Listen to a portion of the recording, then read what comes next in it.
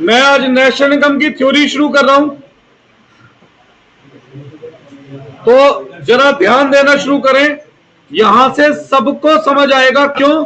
क्योंकि थ्योरी एक बार पहले भी पढ़ाई थी, नहीं भी पढ़ाई थी तो कोई बात नहीं, मैं दोबारा ऐसे ही पढ़ा रहा हूं जैसे फर्स्ट टाइम पढ़ा रहे हैं। ठीक है? अधिकतर बच्चों के यूटी में ये चैप्टर आना भी है। हाँ, तुम्हारे में आ तो रहे। मैंने पहले तो मुंह से बोली थी ना, अब लिखवानी है ना सारा, नोट्स वोट्स नहीं लिखवाने। अब वो न्यूमेरिकल थे बेटा,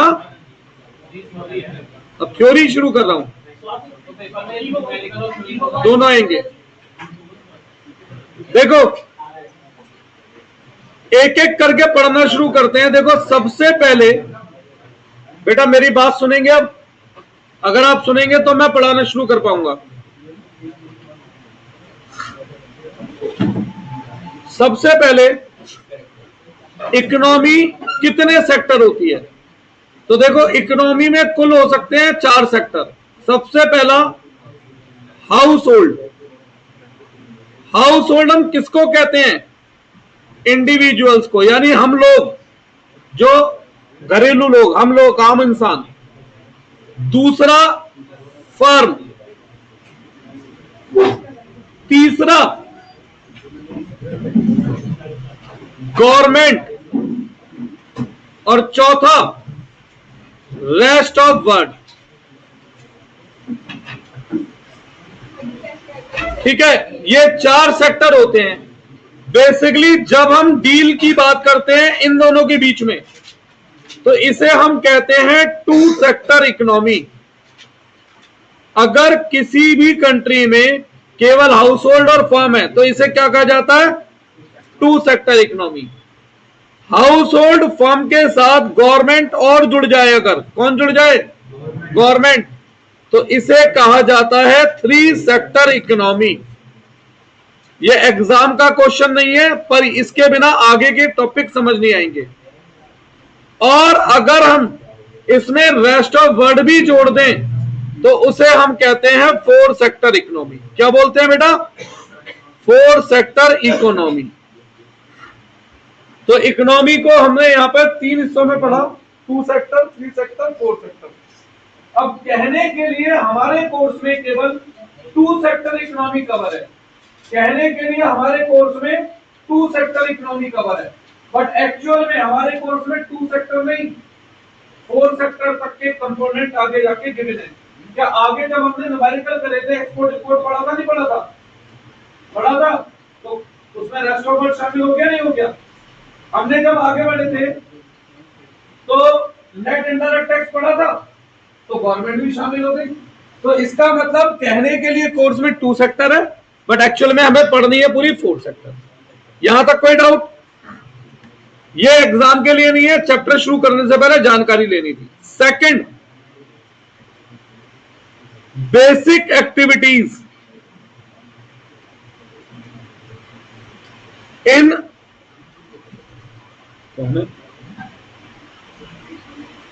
अच्छा बैठ जा बेटा, एक चेयर ले दे, ये वाली ले रहे, इसे इस तरफ। Basic activities in economy. पहली, प्रोडक्शन।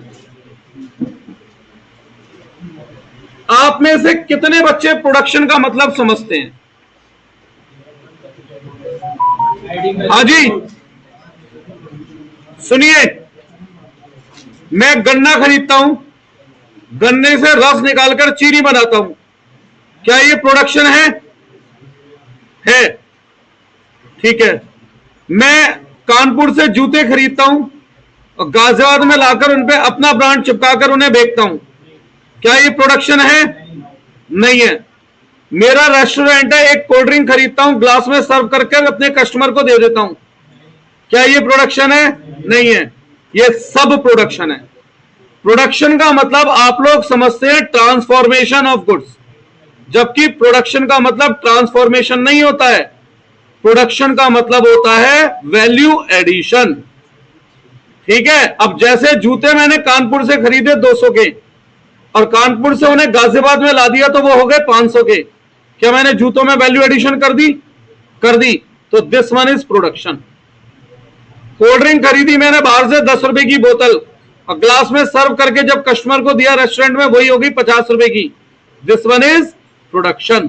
तो प्रोडक्शन का मतलब होता है बेटा वैल्यू एडिड। ठीक है, तो प्रोडक्शन का मतलब क्या है? इट मींस वैल्यू एडिड या वैल्यू एडिशन। तो हम ये कह सकते हैं that is any activity which done value addition in goods and services is production activity. तो ये ही क्या है? प्रोडक्शन एक्टिविटी है। कोई डाउट है इसके अंदर? दूसरा है कंजम्पशन।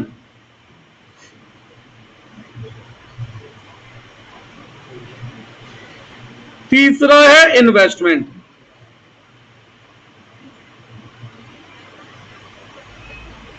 हाँ जी, इस वर्ड कंजम्पशन वर्ड से आप क्या मतलब समझते हैं बताइए?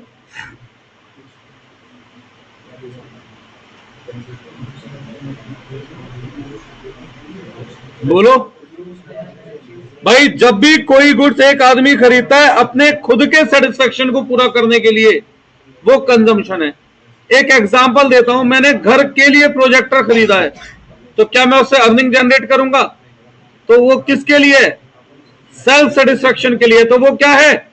कंजम्पशन है। तो कंजम्पशन ऑफ गुड्स का मतलब क्या हुआ? अपने खुद के सेटिस्फेक्शन के लिए कमोडिटी को यूज करना। ठीक है, consuming and goods, consuming goods and service for self satisfaction by household, ये कंजम्पशन है। ठीक है, जैसे मैं घर के लिए ब्रेड बटर खरीदता हूं, एक सेकंड। Hello,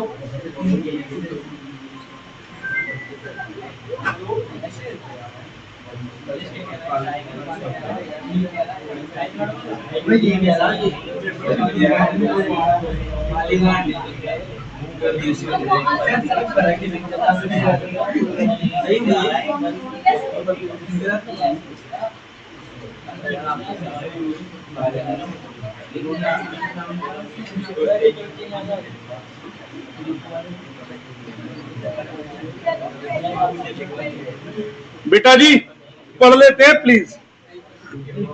investment. अब देखो इन्वेस्टमेंट का मतलब क्या होता है बेटा बच्चों, प्लीज। इन्वेस्टमेंट का मतलब होता है देश में न्यू एडिशन किसका? एसिड्स का, दैट इज प्रोडक्टिव थिंग्स का, जिनकी हेल्प से हम प्रोडक्शन बढ़ाते हैं। ठीक है, मैंने ये प्रोजेक्ट खरीदा है अपने बिजनेस के लिए, तो क्या मैं इससे प्रोडक्शन करूंगा सर्विस का बाद में? हाँ या ना? मैं इससे अर्निंग जनरेट करूंगा, तो इसी एक्टिविटी को कह दिया जाएगा इन्वेस्टमेंट। लिखो, investment it is the net addition to the capital stock and this step is also known as capital formation।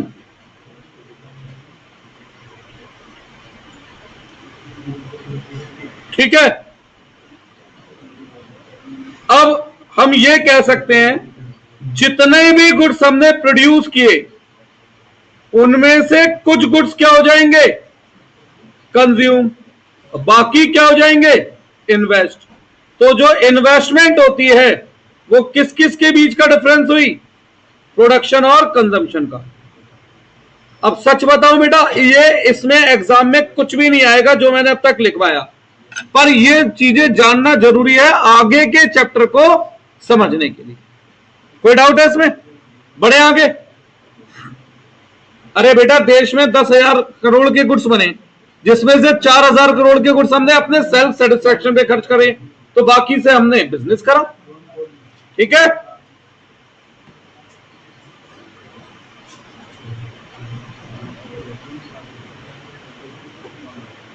Point number 3 यहां से शुरुआत होती है इंपॉर्टेंट टॉपिक की, कॉन्सेप्ट ऑफ गुड्स।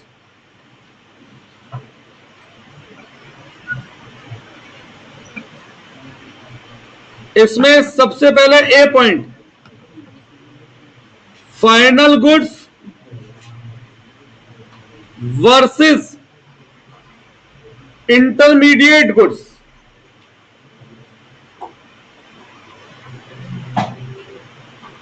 अब ये तो टॉपिक मैंने बेटा समझाया हुआ है, कोई याद दिलाएगा इसे? एक तरफ मैं लिखता हूं इंटरमीडिएट गुड्स,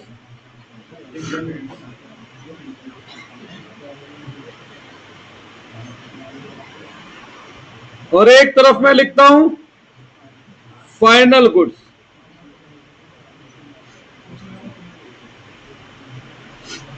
इंटरमीडिएट गुड्स और फाइनल गुड्स, याद दिलाओ मैंने क्या सब मतलब समझाया था इनका? हाँ, और भी कुछ? देखो, सबसे पहले इंटरमीडिएट गुड्स में, these are those goods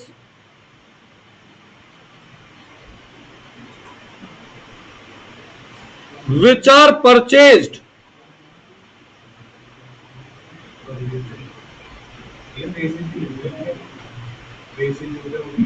meaning लिख दो, अब लो मीनिंग। ठीक है, these are those goods which are purchased, point number 1, either for resale, point number 2, or to be used as raw material for further production of goods, for further production of goods। Raw material का मतलब मैंने आपको क्या बताया था बेटा? Single use commodity for further production of goods, bracket में लिख रहा हूं जर्नली इन सेम ईयर।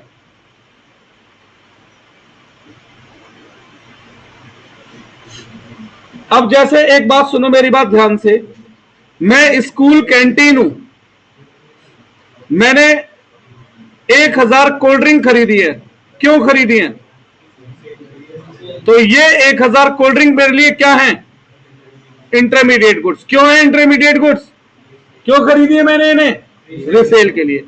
मैं स्कूल हूं, मेरे यहां एनुअल फंक्शन है, ठीक है, बच्चों का कोई फंक्शन है, मैंने 1,000 कोल्ड ड्रिंक खरीदी है। क्यों खरीदी है? क्या रिसेल के लिए? बेचूंगा मैं? फंक्शन के लिए खरीदी है तो बेचूंगा। मतलब तुम स्कूल फंक्शन में जाते कोल्ड ड्रिंक के पैसे मांगते हैं? नहीं। क्या वो रॉ मेटीरियल है स्कूल वालों के लिए? नहीं। तो ये इंटरमीडिएट गुड्स नहीं है। मेरी इलेक्ट्रॉनिक स्टोर है, मैंने 10 एसी खरीदे हैं। क्यों खरीदे हैं? तो ये मेरे लिए क्या है? मेरा कोचिंग सेंटर है, मैंने 5 एसी खरीदे हैं। क्यों खरीदे हैं? बेचने के लिए। क्या वो रॉ मटेरियल है? नहीं। तो ये मेरे लिए क्या है? फाइनल गुड्स, इंटरमीडिएट नहीं है, दैट्स इट। ठीक है। मेरी फर्नीचर की दुकान है, मैंने फेविकॉल खरीदा है। क्यों खरीदा है? बेचने के लिए, फिर रॉ मटेरियल की तरह यूज करने के लिए। तो ये भी मेरे लिए क्या है? इंटरमीडिएट गुड्स है। मेरी साड़ियों की दुकान है, मैंने 100 चेयर खरीदी है। क्यों खरीदी है? बेचने के लिए? नहीं। क्या रॉ मटेरियल की तरह यूज करने के लिए? नहीं। तो ये मेरे लिए इंटरमीडिएट गुड्स नहीं है। यहां तक किसी को कुछ पूछना है? क्लियर है ये बात? श्योर। अब फाइनल गुड्स की बात करता हूं। these are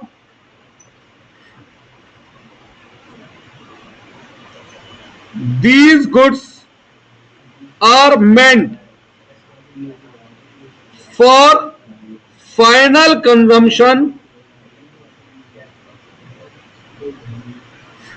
by consumer और फर्म।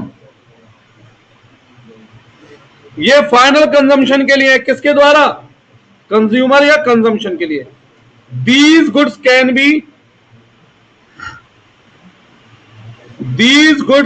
बी कंजम्पशन गुड्स और कैपिटल गुड्स। ठीक है। अब in other word,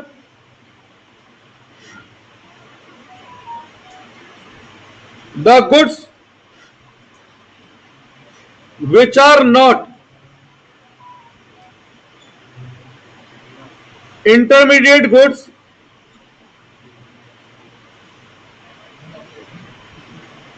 are final goods।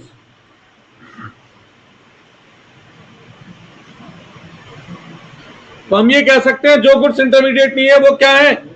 वो फाइनल गुड्स है। यार बहुत परेशान क्यों? इनहेलर है, अभी देखता हूँ।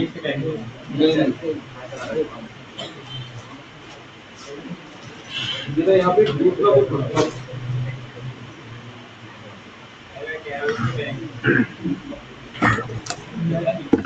चलो अभी देखते हैं। सेकंड बेस,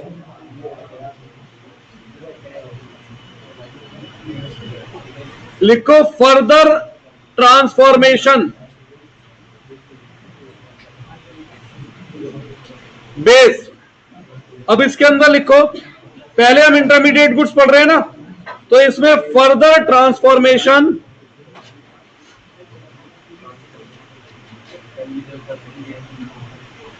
टुक प्लेस। ट्रांसफॉर्मेशन मतलब वैल्यू एडिशन होता है, और फाइनल गुड्स में further transformation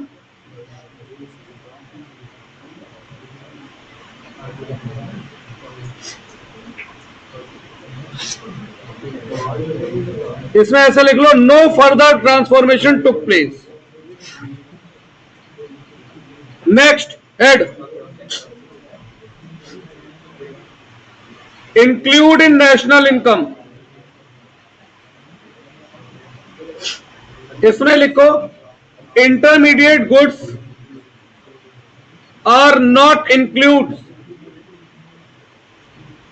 in calculation of national income. इसमें लिखो, final goods are included in calculation of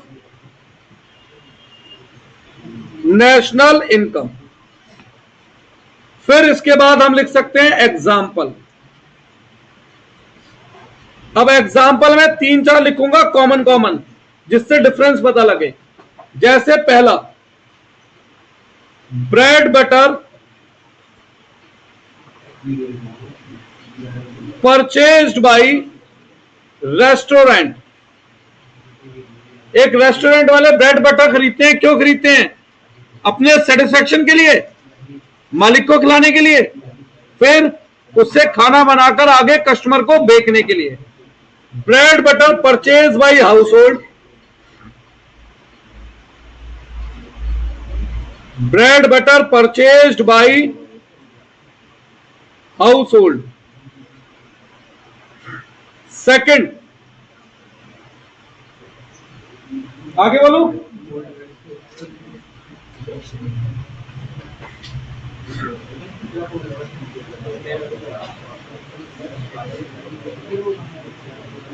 बेटा सुन लो यार,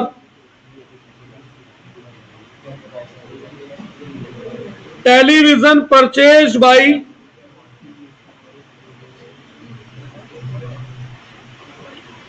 इलेक्ट्रॉनिक स्टोर,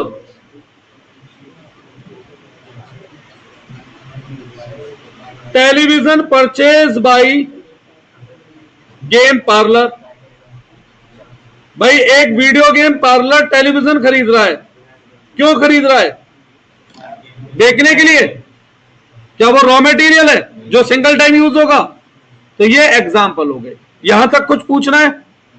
अब मैं 5 मिनट के लिए लिख नहीं रहा हूं, मैं बस आपसे कुछ एग्जाम्पल पुट करूंगा और आप मुझे बताएंगे कि वो इंटरमीडिएट है फाइनल गुड्स है। ठीक है क्या बेटा? तो बेटा फाइनल गुड्स अभी फर्दर 2 हिस्सों में डिवाइड होंगे ना, कंजम्पशन या कैपिटल। भूल गए? आ गया यार? चलिए सुनिए, तो अब शुरू कर दो। Refrigerator purchase by electronic store. क्यों? Refrigerator purchase by restaurant. क्यों भाई? सीधी सी बात है, ना वो रिसेल होगा और ना ही वो रॉ मटेरियल है। Refrigerator purchase by household final goods. Tyre purchase by household, tyre purchase by car company. क्यों? या तो टायर बिकेंगे या एज ए रॉ मटेरियल वो कार के प्रोडक्शन में यूज होंगे। Chalk and duster purchase by school. Final कैसे?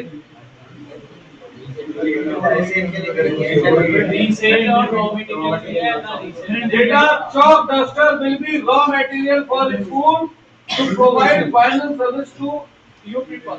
क्यों भाई? अगर एक बात तो बताओ, चॉक डस्टर एक चॉक जितनी बार लिख दोगे उतनी गिनती वो दोबारा यूज हो जाएगी क्या? सिंगल टाइम यूज आइटम कहलाता है। सिंगल का मतलब ये नहीं एक बार उठाई तो खत्म करके रखनी है। सिंगल मतलब जैसे जैसे यूज करोगे, जितना हिस्सा आप यूज कर चुके हो वो हिस्सा दोबारा यूज नहीं किया जा सकता। तो चॉक डस्टर स्कूल क्यों यूज कर रहा है? आप लोगों को पढ़ाने के लिए। स्कूल का मेन काम क्या है? आपको पढ़ाना। तो फाइनल गुड्स के प्रोडक्शन में chalk duster purchase by house hold. House hold तो जब भी जुड़ जाए वो हमेशा क्या है बेटा? फाइनल गुड्स है। हाउस होल्ड तो जब भी जुड़ जाए वो क्या है? फाइनल गुड्स है। Fevicol purchase by furniture merchant. क्यों? क्योंकि वो रॉ मटेरियल है। ठीक है। Fevicol purchase by builder. अब इंटरमीडिएट है। Fevicol purchase by house hold लिखा है तो कोई इशू इसमें? समझ में आ गया? अब शगुन जी बिल्कुल शुरुआत से करा रहा हूं, अगर ध्यान दोगे ना तो समझ में आ जाएगा, लेकिन ध्यान नहीं दोगे तो नहीं आएगा। अब ये जो बेटा फाइनल गुड्स होते हैं ना, ये फाइनल गुड्स फर्दर 2 हिस्सों में डिवाइडेड होते हैं। एक कंजम्पशन गुड्स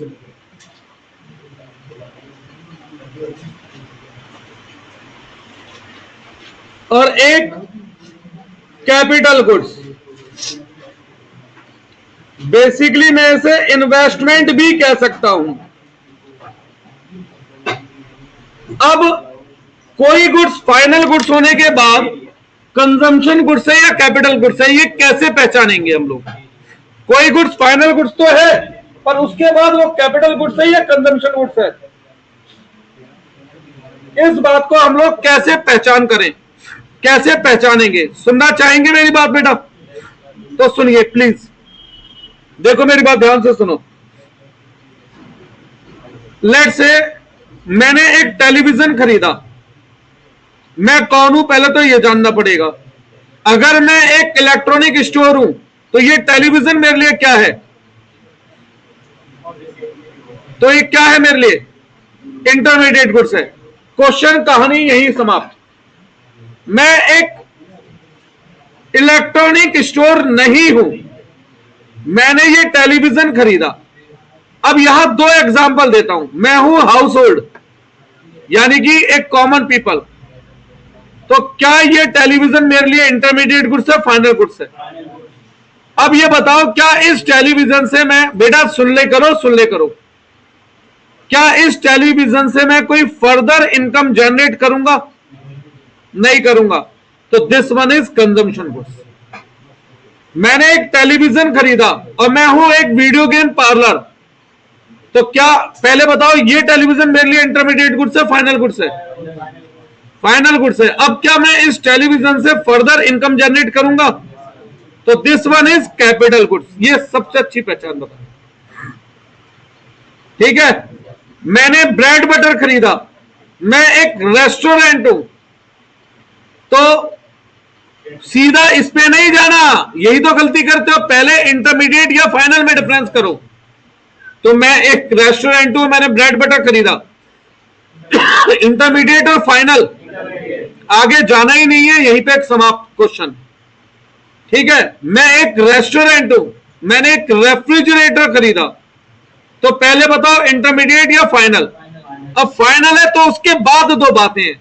अब बताओ ये कंजम्पशन गुड्स है या कैपिटल गुड्स है? ये कैपिटल गुड्स है। क्यों है ये कैपिटल गुड्स? क्योंकि ये इनकम जनरेट कर रहा है। समझ में आया पहचान? ये है इजी तरीका। अब जैसे सपोज करो मैंने एक एयर कंडीशनर खरीदा, ठीक, मैं एक इलेक्ट्रॉनिक स्टोर हूं, तो ये मेरे लिए क्या है? तो बात ही खत्म, आगे बढ़ना ही नहीं है। मैंने एक एयर कंडीशनर खरीदा, मैं एक हाउस होल्ड हूं, तो ये मेरे लिए क्या है? अब फाइनल है तो फिर दो बातें, क्या मैं इससे कोई इनकम जनरेट करूंगा? नहीं, तो ये मेरे लिए क्या है? Consumption goods. मैं एक कोचिंग सेंटर हूं, मैंने एक एसी खरीदा, इंटरमीडिएट या फाइनल? क्या मैं इससे इनकम जनरेट करूंगा? तो ये क्या है मेरे लिए? अब क्लियर है बिल्कुल? अब मैं बताता हूं, 99% मैं श्योर हूं, और ये लोग आप 11th में देख चुके हैं, जो बताता हूं वैसे पेपर आता है। क्वेश्चन कुछ ऐसे आएगा 4 नंबर में, वो हमें 4 आइटम देगा और हमसे क्वेश्चन कह सकता है इन्हें कैटेगराइज करो। राघव सुन लो बेटा, वो हमसे कह सकता है इन्हें कैटेगराइज करो किसमें? इंटरमीडिएट गुड्स या फाइनल गुड्स में। इन्हें कैटेगराइज करो किसमें? कैपिटल गुड्स या कंजम्पशन। इस तरीके से क्वेश्चन आ सकता है, ठीक है? तो अब लिखवा दो इसके बारे में बेटा, चलो तो लिखो।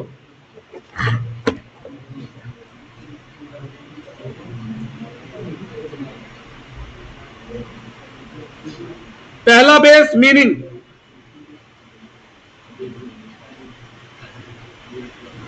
पहला base meaning, goods which are consumed by ultimate का मतलब मालूम है क्या होता है? End user. अल्टीमेट मतलब end user. By ultimate consumer for satisfaction of his want.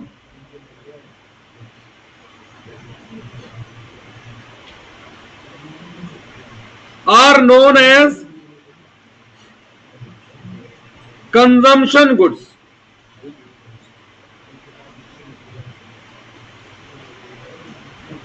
दूसरी तरफ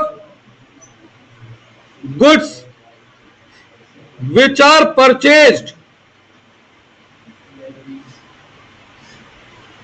goods which are purchased only for producing या production of other goods and can be repeatedly used in process of production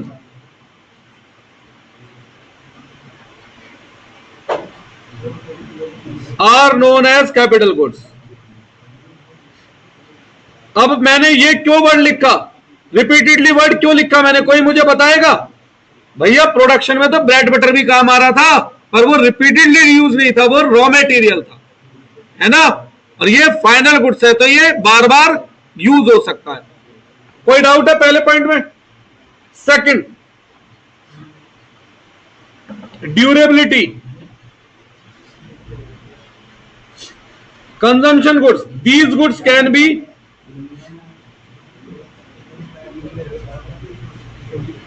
durable और non durable. ये goods durable भी हो सकते हैं और नॉन ड्यूरेबल भी हो सकते हैं। बेटा पीछे फोन में मत लगो, पढ़ लो।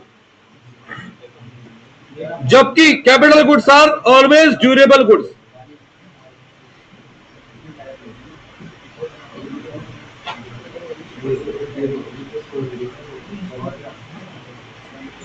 These goods are always durable. कोई डाउट है क्या? जैसे टाइप कैसे बताओ? हाँ, मतलब जो कैपिटल गुड्स हैं वो ड्यूरेबल और सेमी ड्यूरेबल होते हैं, ठीक है, और जो तुम्हारे कंजम्पशन गुड्स है वो कुछ भी हो सकते हैं, ठीक। अब एग्जाम्पल आप लिख सकते हैं या मैं लिखवाऊं?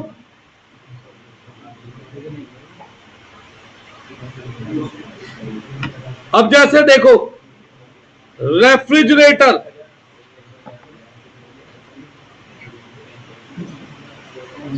परचेज्ड बाय हाउस होल्ड,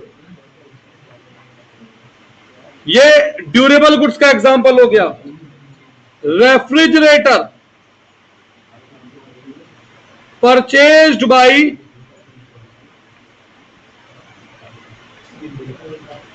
क्या नाम है, रेस्टोरेंट। जैसे एग्जांपल इसके अंदर bread butter purchased bye house hold. देखो सीधी सी बात है, अगर गुड्स फाइनल है ना, तो जब भी हाउस होल्ड है तभी वो क्या है, तभी वो कंजम्पशन है। यहां पर एग्जांपल आ गया, मशीन परचेज्ड बाय प्रोड्यूसर। अब इन सभी कॉन्सेप्ट को एक जगह, भाई मैं तेरे से क्या कही थी परसों, अगर तेरे को नहीं पढ़ना हो तो बाकियों को तो पढ़ने देगा ना इस बैच में। तू पीछे वाले रूम में जाके बैठ जाए, कभी 1 घंटा वेट करना है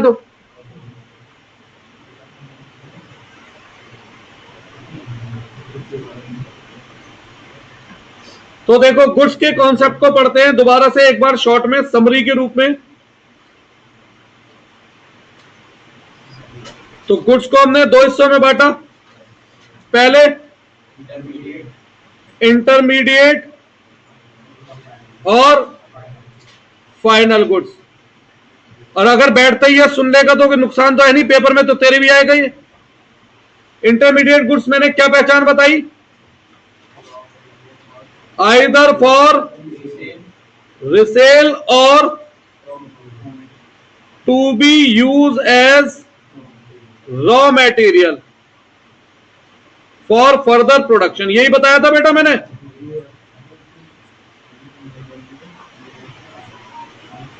अब फाइनल गुड्स की पहचान क्या थी, goods which are not intermediate are final.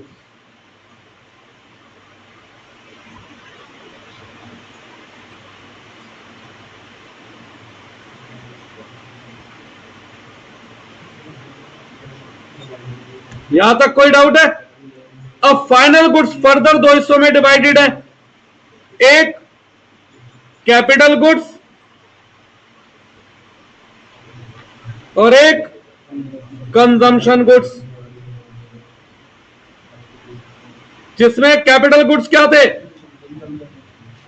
भाई, for further production, that is income generation के लिए, और ये क्या थे, फॉर सेल्फ सेटिस्फैक्शन। संकल्प, यहां तक कोई डाउट है बेटा? अब आगे बढ़ते हैं, तो ध्यान से सुनो, इनमें से कौन कौन से गुड्स ऐसे हैं जिन्हें एक बिजनेस यूज करता है। क्या बिजनेस इंटरमीडिएट गुड्स यूज करता है? क्या बिजनेस कंजम्पशन गुड्स यूज करता है?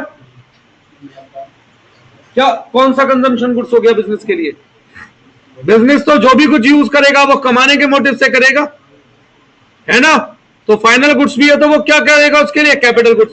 तो बिजनेस इनमें से कौन कौन से गुड्स यूज करता है? इन दोनों गुड्स को यूज करता है बिजनेस, है ना? तो बेटा इन दोनों को मैं कह सकता हूं प्रोड्यूसर गुड्स। क्या कह सकता हूं? Producer goods. तो अगर एग्जाम में एक्सप्लेन करने के लिए आ जाए प्रोड्यूसर गुड्स, तो प्रोड्यूसर गुड्स में क्या क्या शामिल है? इंटरमीडिएट गुड्स भी और कैपिटल गुड्स भी। कुछ पूछना है यहां तक? श्योर है एकदम? आगे बढ़ सकता हूं? ठीक है। अब एक क्वेश्चन लिखो, all capital goods are producer goods but all producer goods are not capital goods. True or false? Comment.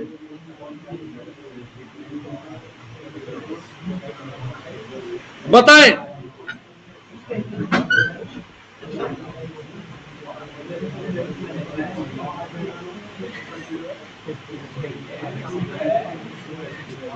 कौन देगा इसका आंसर?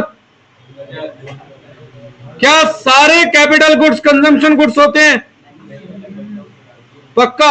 सारे कैपिटल गुड्स प्रोड्यूसर गुड्स होते हैं? नहीं। बताओ, मैं तो पूछ रहा हूं।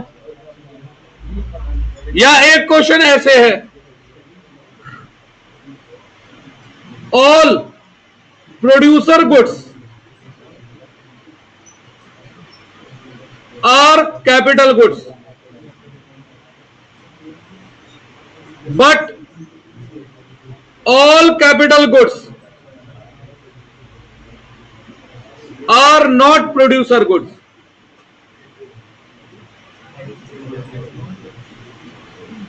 True, false? Comment. कौन सा ट्रू है, कौन सा फॉल्स है? सेकंड वाला ट्रू है, तो पहला वाला फॉल्स है। दोनों ट्रू कैसे हो जाएंगे? दोनों उल्टी बात है जी।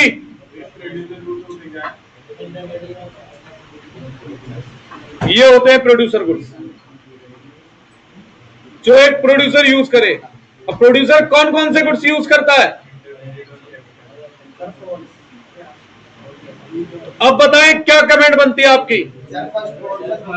अभिनव, शांति से बैठ के बेटा पढ़ने में ध्यान लगाओ। फॉल्स और ट्रू?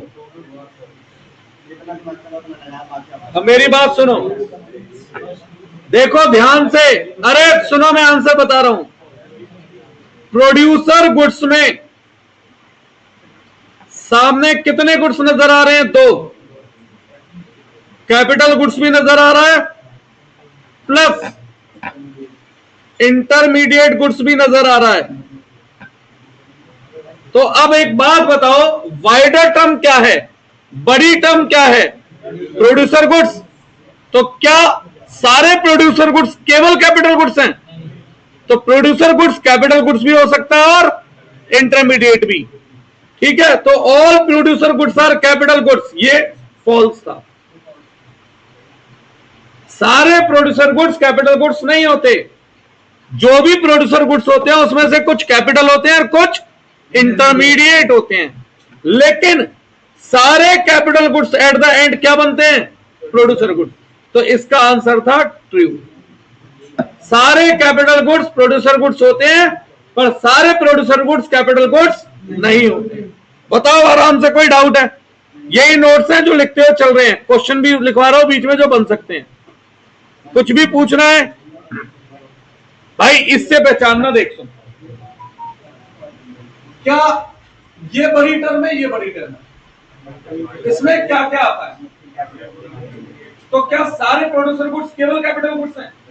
तो ये एक स्टेटमेंट फॉल्स हो गई ना। अच्छा, कैपिटल गुड्स किस में जाके जोड़ेगा? और भी कहीं जाएगा। तो सारे कैपिटल गुड्स क्या बन गए? एक आगे बढ़ो।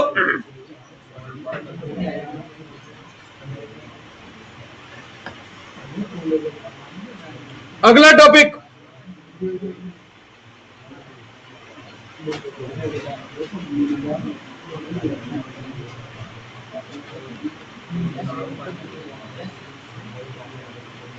यह एक क्वेश्चन है। All machines are always capital goods. Comment, क्या मशीन हमेशा कैपिटल गुड्स होती है? पक्की बात? क्यों गलत क्यों है? Can machine be a intermediate goods? Yes, if it is purchased for the purpose of resale. Can machine be a consumption goods? बिल्कुल। आप सबके घरों में वॉशिंग मशीन नहीं है? क्या आपके घरों में एसी नहीं है? क्या एसी मशीन नहीं होता? कूलर नहीं है? कूलर मशीन नहीं होता? तो ये सब चीजें मशीन है। अगर मशीन हाउस होल्ड खरीदता है फॉर सेल्फ सेटिस्फेक्शन, तो मशीन क्या बन गई? Consumption goods. और जब मशीन एक प्रोड्यूसर खरीदता है फॉर फर्दर प्रोडक्शन, तो मशीन क्या बन गई? Capital goods. तो क्या मशीन हमेशा कैपिटल गुड्स होती है? तो आंसर क्या है? गलत, false. It depends on motive of purchase. ये डिपेंड करता है ना किस मोटिव से खरीदी गई है। भाई रिसेल के लिए खरीदी गई है तो ये इंटरमीडिएट बन गई, है ना। अब अगर रिसेल के लिए खरीदी है आपने तो ये क्या बन गई? इंटरमीडिएट बन गई। अगर आपने इसे खरीदा है फॉर सेल्फ सेटिस्फेक्शन, तो ये क्या बन गई आपके लिए? कंजम्पशन गुड्स बन गई। और आपने इसे खरीदा है फॉर फर्दर प्रोडक्शन, तो ये क्या बन गई आपके लिए? कैपिटल गुड्स बन गई। कोई डाउट? श्योर? क्या रिसेल के लिए? भाई एक बात बताओ, रोहन मोटर वाले कार क्यों खरीदते हैं?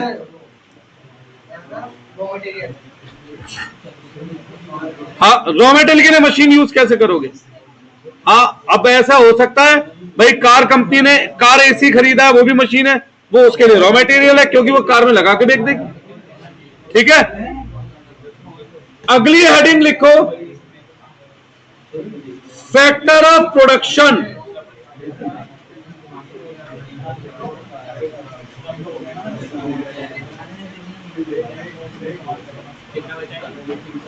अबे चैप्टर तो बहुत बड़ा है ये, बस एक बार लिख के चले जाओ कल हमें क्या पढ़ना है इसमें। फैक्टर ऑफ प्रोडक्शन कितने होते हैं? 4। लैंड, लेबर, कैपिटल और एंटरप्रेन्योर। ठीक है, मैं लिखवा नहीं रहा हूं, जर्नली हल्का सा आपसे पूछ रहा हूं, मैं लिखवा नहीं रहा हूं, हल्का फुल्का पूछ रहा हूं। हाँ जी शगुन जी, लैंड का मतलब जमीन। गलत है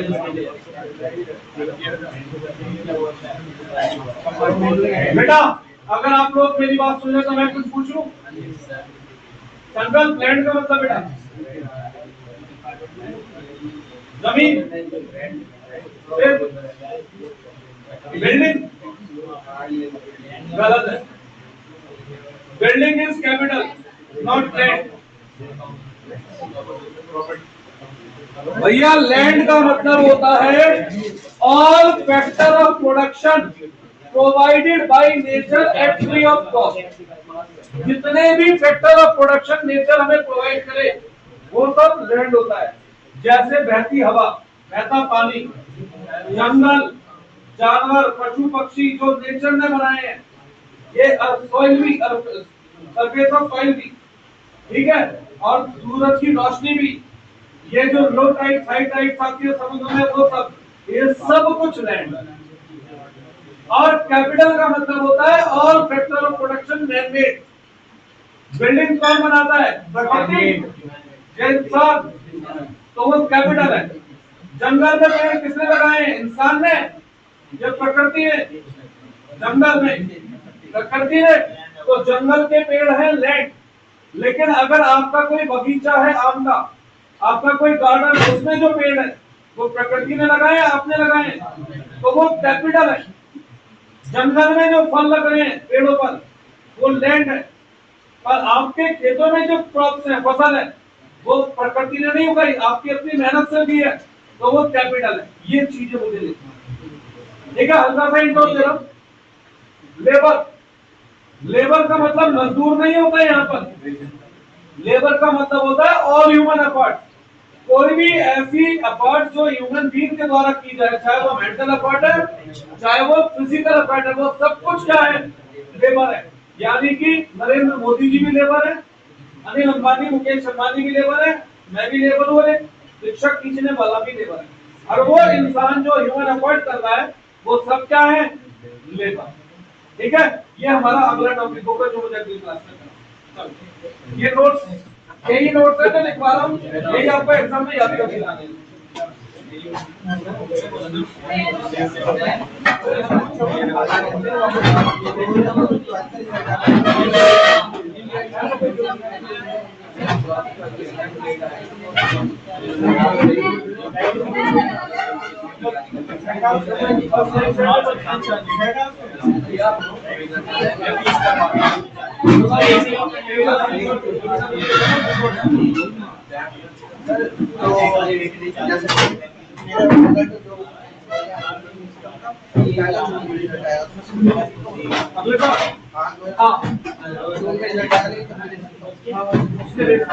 रोल नंबर एडमिट आपका कमा होता है,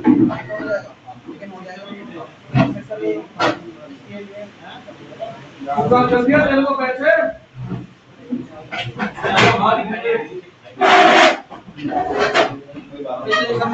जैसे कि इस बार 10 मई से एग्जाम सीयूटी के, तो मेरे जो पेपर होंगे वो अप्रैल में स्टार्ट होंगे, अप्रैल के लास्ट से, और मई के मिड में खत्म होंगे। तो ऐसे मैं सीयूटी की तैयारी कैसे करूंगा? अप्रैल में स्टार्ट होंगे। यस सर, उन्होंने अप्रैल वाला तो भैया तेरे को उसके साथ साथ सीयूटी की तैयारी करनी पड़ेगी। शादी करनी पड़ेगी सर? हो सकता है फिर ऐसा?